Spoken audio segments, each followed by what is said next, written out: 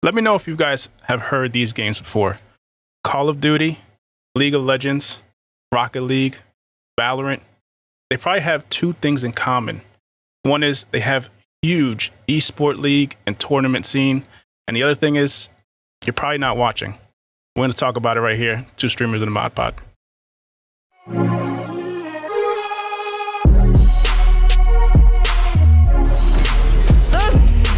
What? He had no health.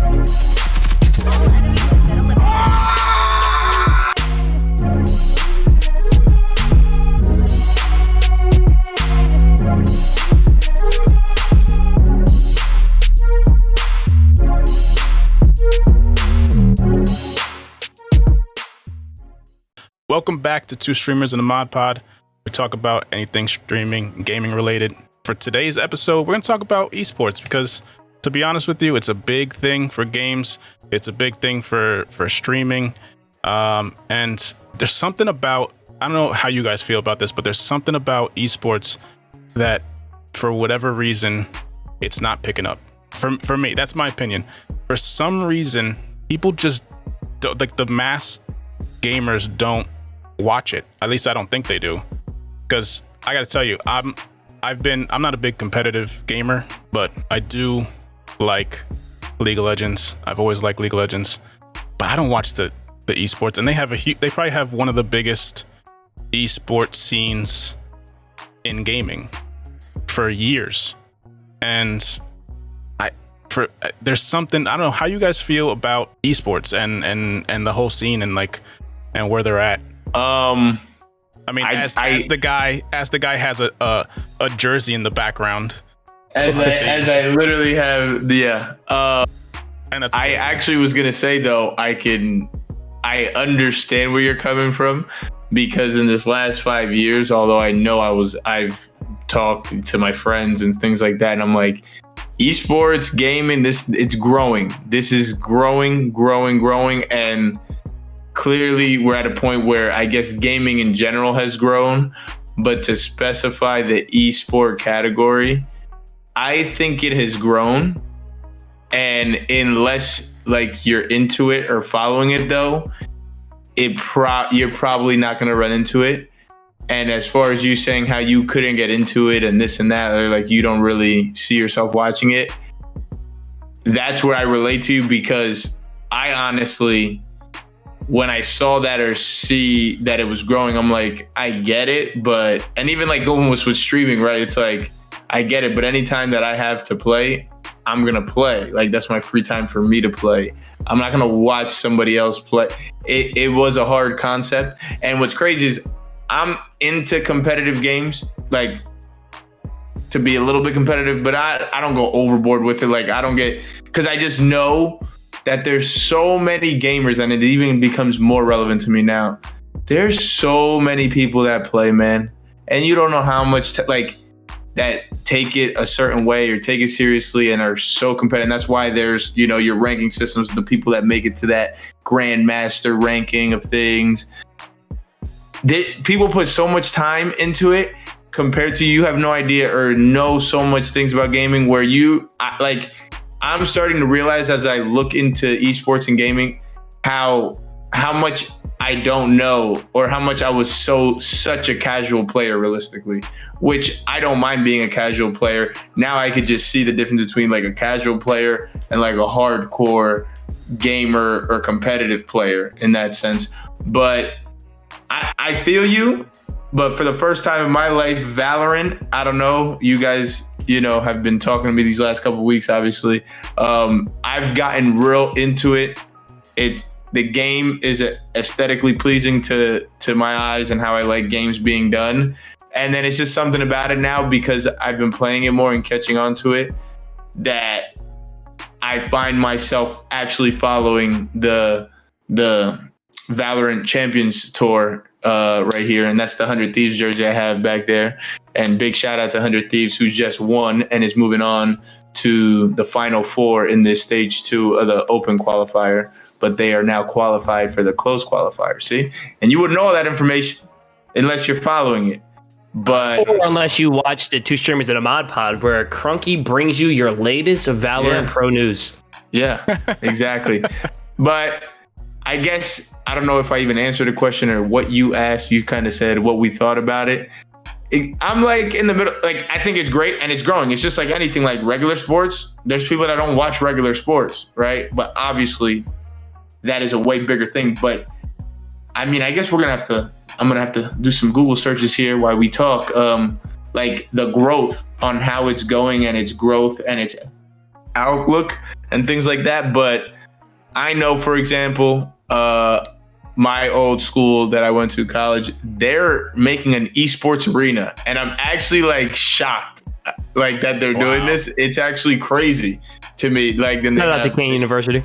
Yeah, shout out to Kane. They have like a whole, like they've been building and bro, like they're just getting in on everything. But like, I never thought like esports, a Division III sports school, like, so I knew this was a thing the last couple of years, but like now seeing this small school, like I can only imagine how many colleges are going to start giving out scholarships and things like that. But I'll let Lolo give his 2 cents, because I kind of want to talk about how that necessarily works in high schools or colleges that do esports. But yeah, Lolo, your thoughts. I mean, I think esports is a rapidly growing business, but I think that it's the exposure isn't high. Like to KD's point, like you're saying how you're a fan of a game and you still don't watch the esport. I mean, it's not really easy per se to just, like, you're not going to just stumble across competitive gaming, right? Like you're not gonna be channel surfing and stumble upon a game. Like, yeah, you can go on, like, it's not quote unquote hard to go on Twitch and then go to the channel and then why, but it's like, it's not something that your casual fan is just gonna run into. I'm gonna disagree a little bit, only because if you go and you play, like, for instance, okay, for like the PC games, COD, League of Legends, when you open up those launchers, they actually have them right on the launcher, like a tournament, whatever. And for whatever reason, and I think it also has to do with skill level.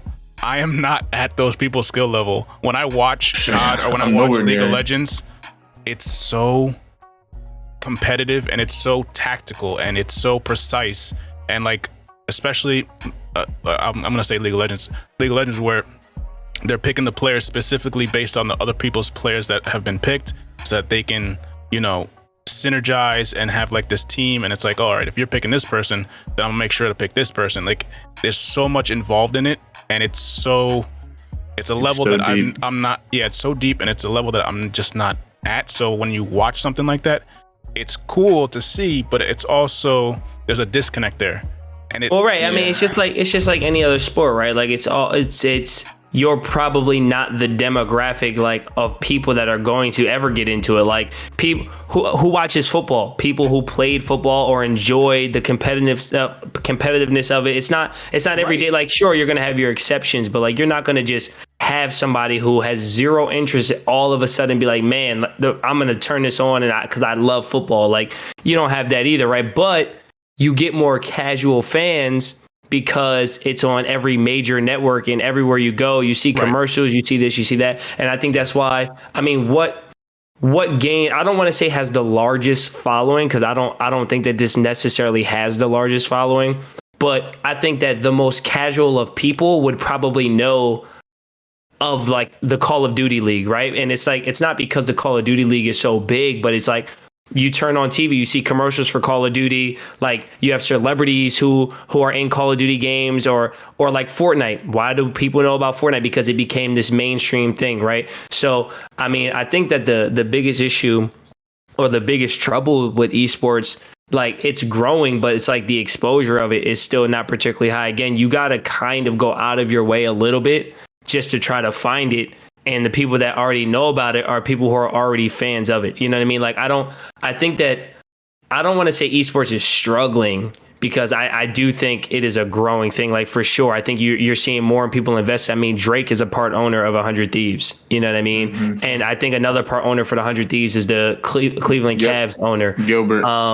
Then you got Gary V. I'm pretty sure Gary V is a part owner of the Minnesota Rocker team that's in the Call of Duty League. Like, so like, people who know what they should and shouldn't be invested in are investing in these esport teams. And I think as you get more and more celebrities and bigger names attached to these orgs, like it's going to make them blow up even more. I think that esports is very, very young. Like, we know about competitive gaming longer than most because we play games, but I think that this thing is in its infancy of what it's going to be. And even so, you have, I believe Call of Duty, like they're doing like seasons, kind of like majors. I think every major has like a $500,000 prize pool, which fast forward, like rewind 5 years ago, you know what I'm saying? Like the grand finals was 200,000 or $250,000. Now it's like every major is 500,000. So there's more and more money being pumped into it. I think it's going to get bigger and bigger. I do think it's going to get to a point where you're watching esports on national television. Like, I think we're headed there. I think it's just not on the old show, on ESPN. On the ESPN. Like, I think it's going to be big. I think that, it's a few years away from that. But again, I think you just got to get more exposure on it. Like, like you said, you turn on, you open up your launcher and there it is. But again, that's just people who play the game that know about it. I think the league will really blow up when it becomes, I don't play, but like I see it everywhere. Let me check this out. And then you start to get interested.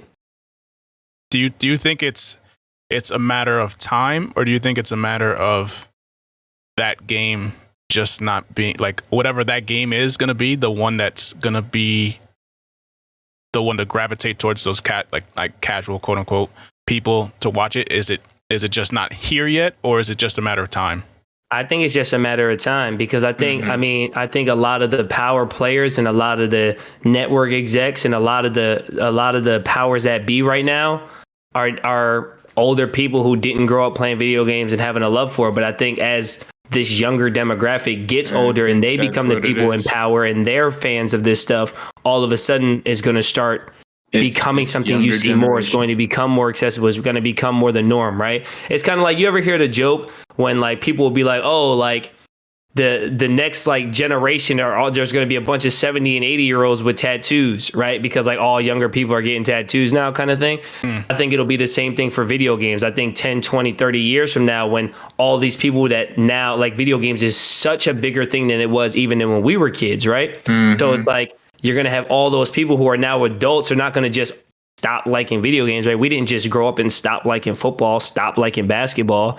And I think that it's only a matter of time before this thing becomes bigger and bigger and bigger. And it's going to be, I don't want to say just as big as any other sports league. I mean, I don't know that they're going to be getting an $8 billion television contract or stuff crazy like that, like March Madness gets. But I do think that it'll become, something where on Tuesday nights on ESPN, they have primetime games during a certain season of Call of Duty. You know what I'm saying?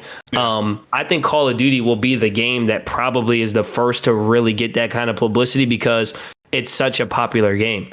Either that, I think Fortnite will probably, it won't have a chance. Like, Fortnite will be past, I think, that time period when this blows up. Like, if a game, but there's going to be a game probably like Fortnite that does blow up and captivates your mainstream media the way that did, and maybe that will be the game that does it. But to answer your question, I don't think it's like the games aren't big enough. I just think that it's young. You know what I mean? Like, it's a very young concept. It wasn't. I mean, 5 years ago, were we even calling it esports? Or 10 years ago, were we even calling it esports? You know what I mean? Yeah. Before Magic Johnson and Larry Bird, fun fact for you guys, before Magic Johnson and Larry Bird captivated the NBA, like, the NBA was about to fail. People didn't think the NBA was going to make it. The NBA games weren't live on television. They were tape delayed.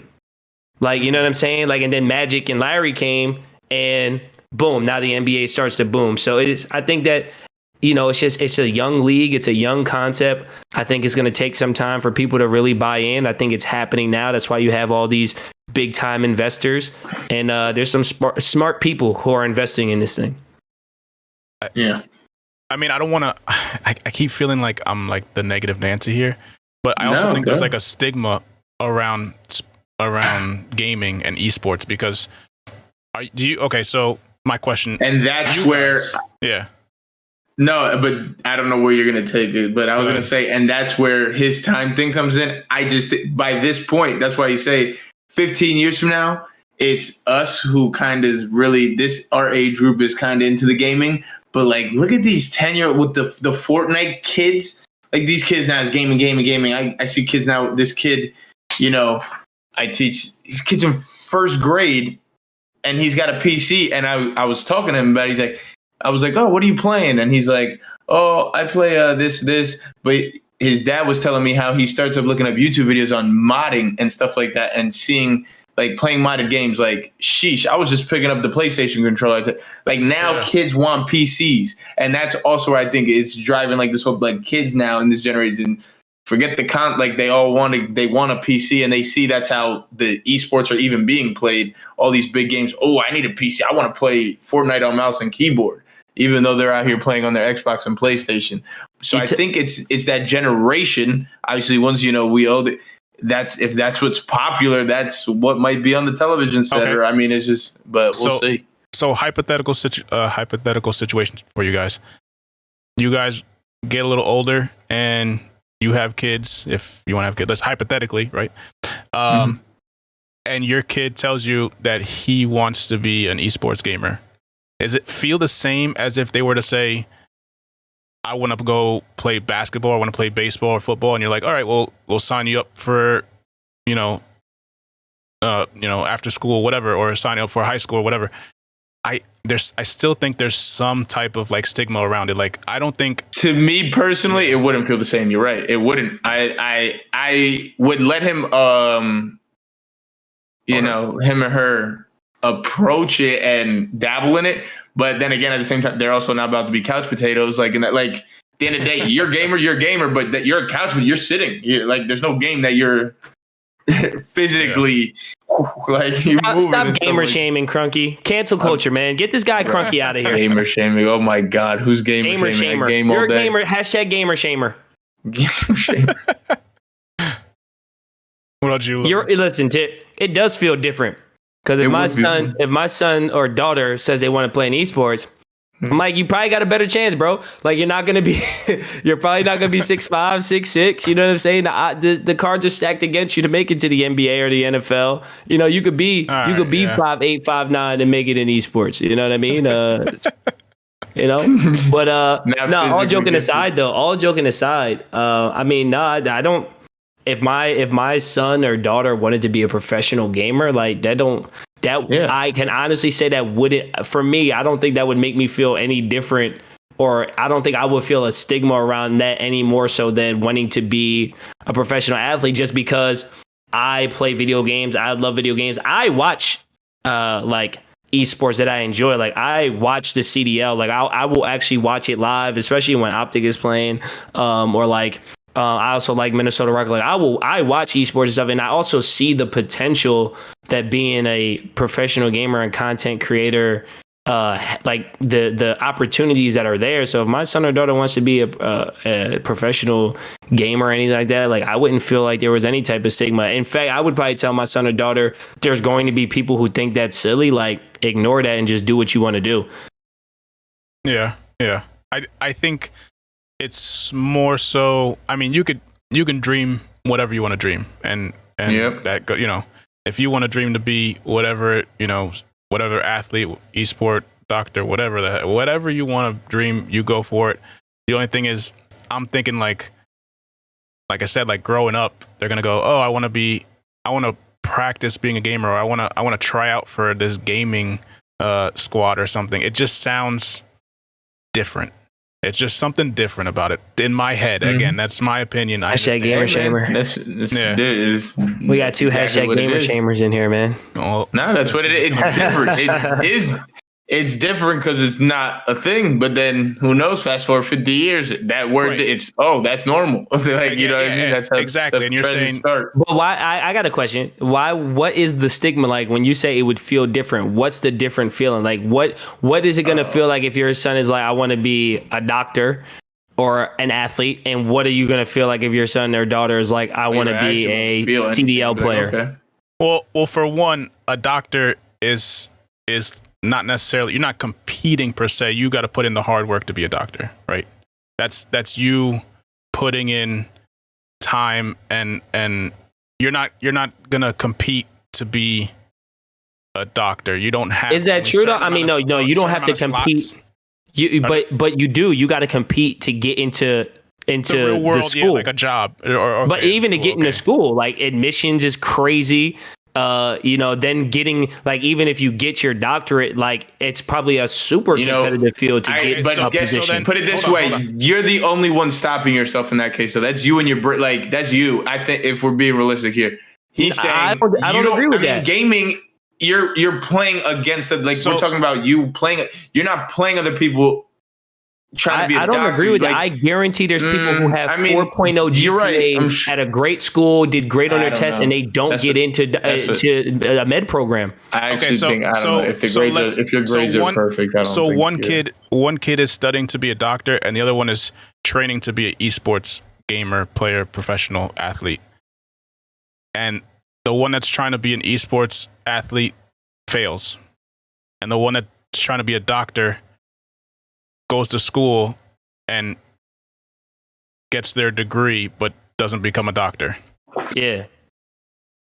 So now what? What happens to the person who is an esports gamer? The person who has a degree still can get a job. But counterpoint, you went to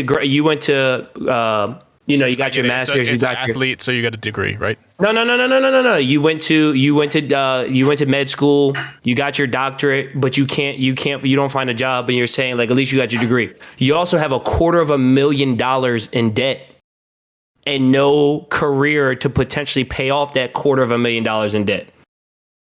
That's the other side. You got to pay for medical school too. And I'm not saying that like that's the only reason why you should try to become a gamer, because you don't got to worry about college, like paying for college. But what I'm saying is, if we're talking about both scenarios, you not making it to the top, then what? It's like, well, then the person who, yeah, sure, I didn't become a professional gamer. I can still go to school and get a degree and all this stuff, and I can do all that and still not have the $250,000 debt of the person that went to med school and now can't find a position in the field that they want to do. Like that, I'm sure they'll get a job somewhere, but it's like, if I don't make it to being a doctor like I want to do, and I take some other position in the medical field, I have $250,000 in debt I got to find a way to pay off, versus the person who played video games is like, okay, that didn't work out, I'm going to go to school and do whatever. Yeah. Like, there's no age limit on college. Trust me, I would know. Boy, I took about 12 years to get my bachelor's. You know what I mean? Yeah. But literally like 8 though. But like, you know what I'm saying? Like and I'm not arguing. I'm not trying to make the point that it's a better option to be a gamer. I'm just saying, like, you made the point of like, at least you still have your degree. It's like, yeah, but you also have mad debt, and you ended up not. Yeah, always. But like to Crunky's point, he's like, it's on you if you don't make it to be a doctor. Like, that's not true. First of all, the chance of you get, like, no, you're not going to get a 4.0 score perfect on every single admissions test and all that. So that's not realistic. But even if you're in the upper echelon, it is still possible that you're not admitted. Like, these top programs don't accept 100% of students. They probably don't accept 40% of the students that apply. You know what I'm saying? Like, that's part of, like, and then there you go. You also said the top program. All right, you didn't make the top program. You just got to go elsewhere. But I mean, like, I feel like you can get to your end, like, on yourself trying to be a doctor. If that's what you actually want, and you're smart enough. I was just saying I don't know. I was more arguing the one thing. There's a clear like, there's other people, you're competing against each other, and if you're just not good enough, you're not good enough. Like, that's not the case in the medical field. Yeah, like, okay. I'm just throwing this out there. Like, the average medical school acceptance. Now, this is just average. Like, obviously, you're gonna get. I understand. Go ahead. Just guess what it is. It's 18%. Probably 30%. 7%. All right, there you go. Like, that's. Do I think, like, so it's like, do you think someone has a 7% chance of making it on a professional game level versus maybe a 7% of just getting into school? Well, I would actually say, yeah, now if we're being honest, it's going to be way lower. It's just like pro sports. I think the number is going to be below 1%. You're talking about being the best of the best. It may be, but I'm just saying, like, no, I know. The point that I'm making is like, it's not just solely like, if you want it bad enough, you'll become a doctor. Like that's just not how you have to do extremely well. Right. And then just like any other profession, you probably got to know some people and you got to get a little bit lucky. Like if they're only taking 7% of people, that means there are hundreds of thousands, if not millions of people who are probably qualified to get into that program that they're just like, yo, like it's a numbers game. Like we're not taking you because either you didn't have this recommendation or you don't have this on your resume or you know what I'm saying? It's definitely difficult to do either or. I'm not saying one is definitely easier than the other, but I don't think that being a doctor is as simple as be smart, have good grades, go to medical school, you'll be a doctor. Because if it was that easy, I think a lot more people would do it. I mean, I guess that was me simplifying it, but I'm not, of course, a lot goes into it for anyone watching. And I'm not saying gamer, like, ooh, you could be gamer shamer. You say gamer shamer, and that's funny, but like, I think because you're on the kind of on the other side of what we're saying, like me and Crunky, I'm pretty sure we would love to be wrong. Like I would love to have a niece or nephew or whoever grow up and be a gamer. I think that'd be awesome. That'd be so cool. But it's just, and I hope, like I said, I hope I'm wrong. And what it sounds like with universities, like, what university was it? Kane. I was just looking up like Kane. The average. Yeah, no, like Kane, they're building out. Yeah. Kane is formally building out an esports program. Yeah, like that stuff is definitely on the way. It just would be interesting, especially that first generation. It'd be interesting to see how parents and kids both handle trying to transition into like can you imagine into that being like a legitimate thing? Yeah, like can you imagine getting somebody's like a school saying you're gonna get a scholarship for esports, like playing COD or something like that? That blows my mind. And I think like it's happening now. Like I know UCLA I think was definitely the big schools have already been doing that. I mean, it's just it's just like any other thing. Like in ultimately, like you know what I mean. If that's what my son or somebody wants to do, like yo, that's cool and all, but like they just have to understand that like just because you're a professional or want to be a professional gamer, like it's not going to be any easier than being a professional in anything else, right? Like if it's the irony is I think a lot of people like are like, oh, I want to be a professional gamer. This is a legit career, but then they treat it as if it's not the same as trying to go to the NFL or the NBA. And you got like you don't have to work as hard. You don't got to be the best of the best. It's like, yo, that's cool and all, but like, don't tell me you want to be a professional gamer, but then you're just fooling around all the time when you're playing, and it's like you're not really treating it like you want to be a professional gamer because these people, like these people have fun with it, sure, but it's like you hear about these guys like the Scumps and all that stuff where it's like, yo, they would play for hours a day, like and legitimately trying to get better. Yeah, like practicing, like working scrim, on joining game battles, tournaments, and joining smaller teams. And like normal. It ain't just I'm gonna sit down on the couch or sit down in my gaming chair and play for a couple hours a night and be a pro. Like that's not how it works either. And that's what you think, then I'm not buying you all this stuff to be a pro gamer. You know what I mean? I'm gonna treat it the same as if my son or daughter wants to be a basketball player. Like, yo, don't tell me you want to be an NBA or Division I athlete, but then when I'm like, it's time to go work out, you talking about, nah, I'm gonna chill. Like, all right, that's cool, chill. But then don't tell me you want to be a pro either. Yeah. You know?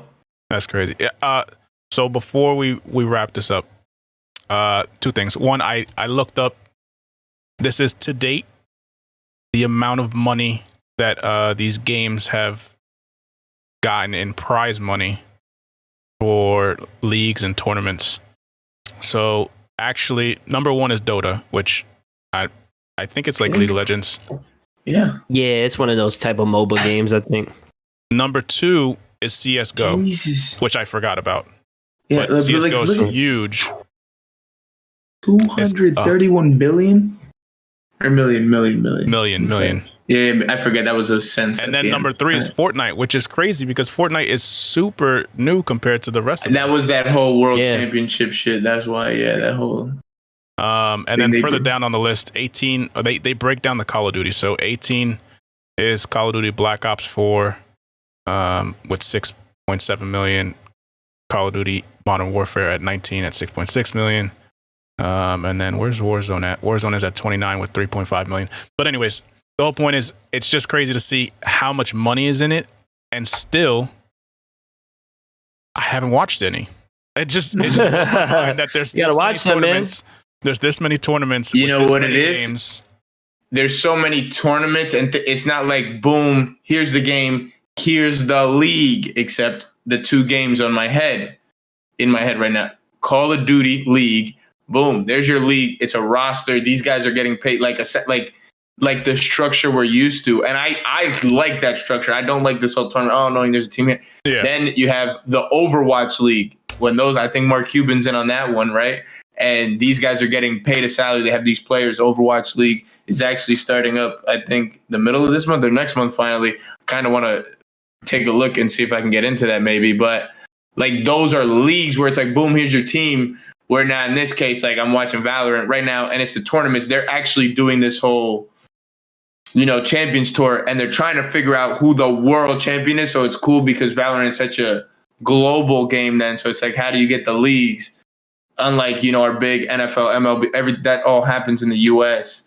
I guess certain games that are big, it's going to be global, which is fine, but they're finding a way to kind of do regionals, have a bunch of teams from each region qualify, and then it's your grand finale, I don't know, at the end of the year of the top three in each region, the bracket to find the world champion.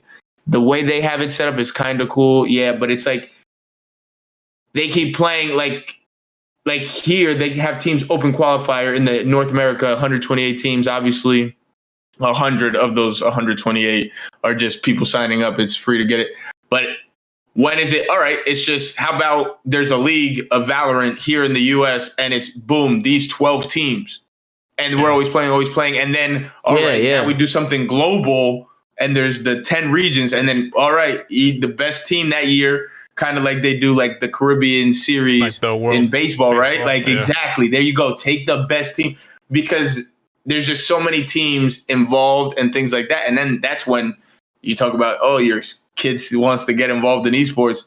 And now we're really saying, look, it's a league and these are the top players. That's it. And then we talk about an even lower percentage. And then, all right, you can go ahead and have your little tournaments always going on, but I feel like that's not the esport. The esport I want is like, all right, here's these teams, like the Call of Duty League, the Overwatch League, boom, these guys are getting paid. Like, these are your players. Like, I just feel like that's what the Call of Duty League is doing. I feel like that gives it more eliteness and more like even more worth watching, rather than like, all right, here's another tournament. This sport, like whatever. No, I agree. I think that. And I think that when you have a legit schedule and a league like that and a format, like, it's great. And on top of that, right, like Overwatch and Call of Duty League did something that I think all these other leagues need to do. And if they're doing it, maybe they are, because I don't watch. But like when I do watch some of these tournaments, like Valorant isn't doing it. I was watching some Rainbow Six. They're not doing it. Attaching cities to it, right? Because then you that's what I mean. Yeah. You get some, like, you know what I'm saying? You get some pride. It's like, oh, like, I'm repping, like, if I'm from Chicago and it's Optic Chicago, it's like, oh yeah, like they repping, like, or, I'm from New York. Oh, the New York Subliners, Minnesota Rock. Like, I feel like 100%. that made, like, that elevated, I think, the Call of Duty League last year when they started doing that. You know what I'm saying? And Overwatch did the same. Like, Overwatch has like the San Francisco and all this stuff. And in their league, they actually have some international teams. Like, I know Call of Duty has a team from London. They got a team from Toronto. So it's not just the US. And the same with Overwatch. Like, I think Overwatch had they have the team out in Japan or like they had foreign teams as well. It's just all part of the league. Shanghai, you know what I'm saying? The Shanghai something. Yeah. So I think when you attach cities and stuff like that, I think that elevates it even more, because it feels more like a professional league, and you get some of that hometown love, you know what I mean? And they and with that Call of Duty, they host, like, when there's no COVID, it's like Chicago hosts their home stand. It's like all the teams fly to Chicago and play there, and then this team hosts their home stand. You know what I'm saying? Yeah. So it's like you get a home games with a home crowd, like that adds an element to it as well. Absolutely. So I think all these leagues and all these companies, I think they're going to figure it out. Like, this is a relatively new thing. Like, I think 10 years from now, maybe even 5 years from now, we're going to see it, and it's going to be completely different than it is now. I think COVID also like crippled them. Because For sure. I saw something that was like from 2018 to 2019, Call of Duty or just esports in general, they in tournaments they gave out like over 200 million, and then last year was like 90 million. For sure. Yeah. COVID. So I think I read something that said Rainbow Six was the only one that did more money, but that's because their big tournament was in like February before COVID. Yeah. What's your favorite teams? Optic Chicago, baby. Scumpy. 100 Thieves. 100 Thieves. In Valorant, I rock with 100 Thieves. I rock with Nate Shot. Like that's my guy. But Call of Duty is definitely Optic Chicago. And Overwatch, baby, the New York Excelsiors. Yeah, I don't really watch. I haven't watched Call it. I want to Duty, watch it. like for real, and then I'll watch Valorant occasionally when 100 Thieves is playing. But like, but like I said, like Call of Duty, it's like I'll watch, LA Thieves versus Toronto Ultra. Like I'll watch those games too. But I'm like a legit Optic Chicago fan. Like I know they're playing tonight at 6. And like I'm gonna watch some of it before I go to my dinner reservation. Yeah, actually, I was like, Overwatch has mad. Look, they got Shanghai. I can't even pronounce the other 4 town. Like those are all internet. Those are all. Now you can't pronounce. I mean, you're a town shamer too. You a city shamer. City shamer. Wow. City shamers, man. So when is April 16th? It starts next Friday. Nice. The Dallas Fuel. I'm pretty sure Dallas Fuel. That I think Mark Cuban's in on that. So how's your teams doing, by the way? Well, you already got a spiel from the 100 Thieves in Valorant. They just qualified for the close qualifier now. I don't want to talk about it. And whew. Listen, man, they're having a hard time closing lately. They start off well, and then they just can't close again. But they're still alive. They lost in the winners bracket yesterday, so they play today in the losers bracket, and they can make a run. Like in Call of Duty, it's like double elimination. Well, if you're in the winners bracket, it's double elimination. They go based off standings. If you're in the winners bracket, you got to lose twice. If you're in the losers bracket, you can't lose at all. So like now they're in a position where they kind of got to win out to the final, and they will book it. I've caught a little bit of them, and it seems like they have a lot of trouble with hardpoint. Is that right? I mean, not really. I feel like they have a lot of trouble with search and destroy early on, at least. But they choked. They just be choking games, bro. Like they'll have leads, and it's like they were up 5-3. Game is to 6 in search and destroy. They were up 5-3 and had 3 men to 1 game, and they lost. You know what I'm saying? It's like damn. And then Optic probably has like. Now I'm not just saying this because I like them. They probably have one of the bigger fan bases in esports, and they're kind of like you either hate them or love them. They're like the Duke basketball of esports. So it's like I feel like they be feeling that pressure because they know everybody gonna be on Twitter just bashing them if they lose. I was just gonna say though, we think because it's gaming and online and all this, my last note was gonna be. Just wait. We think like sports now and like fans and obviously whatever happens and people being we think gaming's toxic when you just play it. Oh my god! Like the fans of gaming, they're as toxic as they get, man. I've seen tweet. Oh my god! Shaming or fan shaming. I'm shaming everything, man. You're getting canceled. Hashtag cancel Crunky. Next episode is gonna be being Logan. 100 Thieves Crunky, man. One streamer in a mod coming pod. At you in who knows how many years. You're gonna be on that esports news show with Jake. I forget his last name. You know what I'm talking about? Are you talking about the 100 Thieves kid, the intern? Nah. That's not what I'm talking about. I don't know what you're talking about. That's not it, Crunky. It's not everything is about 100 Thieves, Crunky. Unless Nate Shout is watching this, and then I love you. Oh my god, I saw it. All right. Here we go. I knew it was coming. I felt that little bit. Crunky always gets weird in the end. He always gets weird. He always goes off. Anyways. Cancel Crunky. That's it. I think that's a good way to end this podcast episode. We don't schedule like a length of time. Like it's always like we're gonna go until Crunky gets weird. Yeah. And then it's a hard out. All right, I'm out, guys.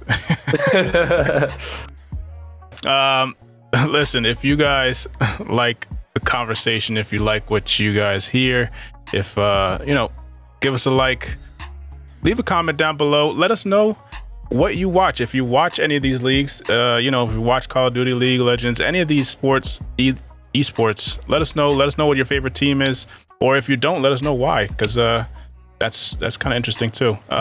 Anything else you guys want to say? I'm kind of like miming everything you're saying. I know. Yeah, I see you. Anything? No? Anything? X-Crunk? No. If you like the video, don't forget to like the video. Let us know in the comments what you think about esports and what you think about the podcast. And if you enjoyed this side of the screen, you can follow me, twitch.tv/LoloGreen. Check out my stream. We're canceled. I'm canceled, so yeah. You can't find me. You can't find me by the anymore time this episode goes public, Cronky's gonna have that Twitch page. It's like this castle isn't here anymore, or whatever it said. You know what I'm talking about? This castle has moved to another, or something like that. Yeah. You're gonna need a time machine if you want to see any of these VODs. Yeah. Hashtag cancel Cronky. Anyways, yeah.